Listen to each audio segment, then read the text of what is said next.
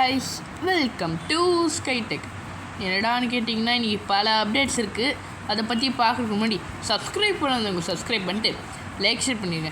என்னடான்னு கேட்டிங்கன்னா நம்மளுக்கு கார் மாடிஃபிகேஷனை பற்றி ஒரு நாளைக்கு முன்னாடி போட்டிருப்போம். அந்த கார் மாடிஃபிகேஷனில் இன்னொரு அப்டேட் சின்னதாக கொடுத்துருக்காங்க. என்னென்னா முதல்ல இந்த கார் மாடிஃபிகேஷன்னா என்னென்னு சொல்லிடுறேன். நம்ம கார் ஷோரூம் இருக்குல்ல, பாதி பேர் கார் ஷோரூம்னாலே என்னென்னு தெரியல. இப்போ புதுசாக அந்த பிளேயர்ஸ்க்கெலாம் கார் ஷோரூம்னா என்னடான்னு கேட்பீங்க.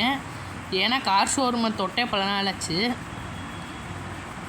அந்த கார் ஷோரூமில் நம்ம காரை அதாவது மாடிஃபை பண்ணிக்கலாம். இப்போ நான் ஃபஸ்ட்டு பிக்சரை போடுறோம் பாருங்களேன்.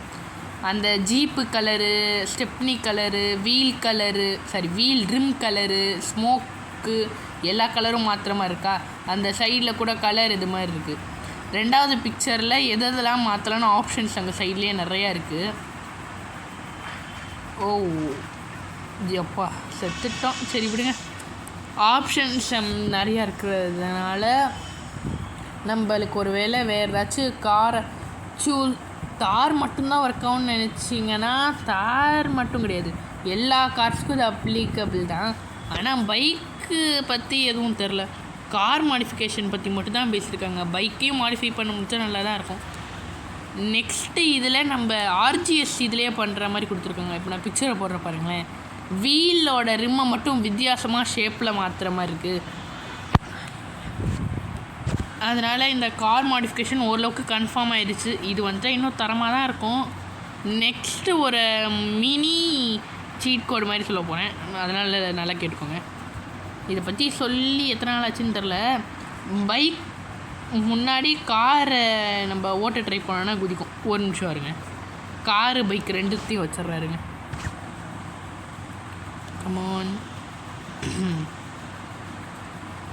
ஓகே, இப்போ ரோல்ஸ் ராய்ஸ் எடுத்துக்கலாம்.